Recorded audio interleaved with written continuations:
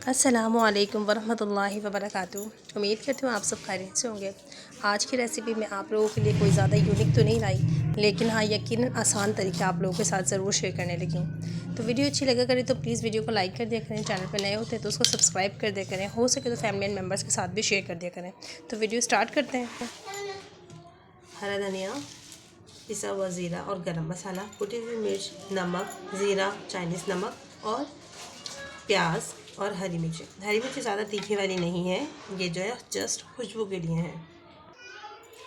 उसके अलावा मेरे पास आलू है। आलू मैंने बॉईल करके छील लिए थे और उसके बाद मैंने इसको फ्रीज़र में रख दिया था ताकि इसका जो है जो भी जो है नरमाइश हो या कुछ भी इस तरह का स्टिकी सा हो तो वो हार्ड हो जाए, ताकि हमें बनाने में ईजी रहे और इसका मिक्सर जो है पतला ना हो।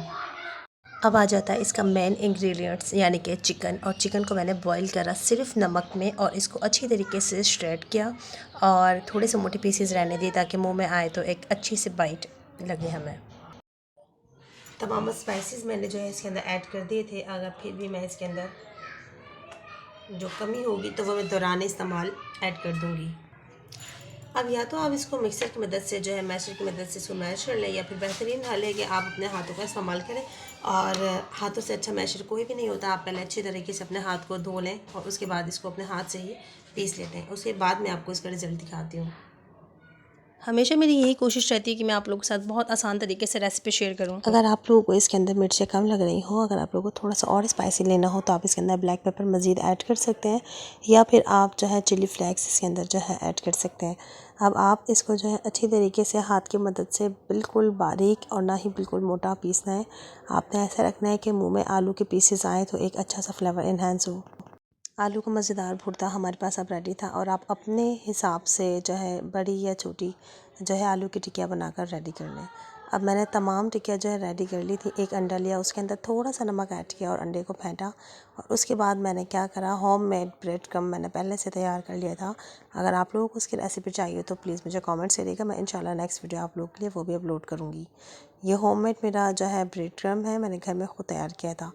अब मैंने क्या करा, एक एक अंडे को जो है कबाब को डिप करते रहे और उसके ऊपर रखते रहे ब्रेड क्रम्ब पे, ताकि जो है मेरे हाथ भी गंदे ना हो और मेरे तमाम कबाब्स जो है बन के रेडी भी हो जाए।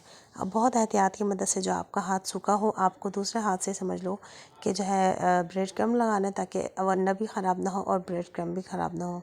इस तरीके से मैंने तमाम कबाब जो है रेडी करके रख लिए थे और 10 मिनट तक फ्रीज़ में रखने के बाद मैंने उसको फिर फ्राई किया था। 10 मिनट कंप्लीट हो गए थे मुझे इसको फ्रीज़ में रखे हुए। उसके बाद मैंने जो है ऑयल को जो है नॉर्मल टेम्परेचर पे जो है इसको गर्म करा और उसके बाद मैंने जो है नॉर्मल ही टेम्परेचर पे आपने इसको फ्राई करना है, ना कि इसको हाई हीट पर, क्योंकि अगर हाई हीट पे आपने कर लिए तो वो अंदर से जो है कच्चा कच्चापन रहेगा और जब बाहर से वो डार्क ब्राउन होकर जल जाएंगे। तो आपने क्या करना है, थोड़ा सा सब्र करना है, एहतियात के साथ जो है 2-2 3-3 मिनट के बाद इसको जो है पलटना है। तकरीबन 4 मिनट्स का जो है गैप होगा और इंशाल्लाह ये आपके मज़ेदार कबाब बन के तैयार हो जाएंगे। अगर आप लोगों को मेरी रेसिपी इस स्टेज पे ज़रा सी भी अच्छी लग रही हुआ करे तो वीडियो को प्लीज़ लाइक कर दिया करें और चैनल पे नए होते हैं तो सब्सक्राइब कर दिया करें। बेल आइकन को प्रेस कर दें ताकि आने वाली तमाम न्यू नोटिफिकेशंस मेरी वीडियो की आपको बिल्कुल फ्री में मैसर हो सके। तो आपके फीडबैक का मुझे ज़रूर इंतज़ार रहता है। मुझे दुआओं में याद रखिएगा। मुझे दे इजाज़त, फिर मिलते हैं नेक्स्ट वीडियो में। जब तक के लिए अल्लाह हाफ़िज़, अल्लाह निगहबान।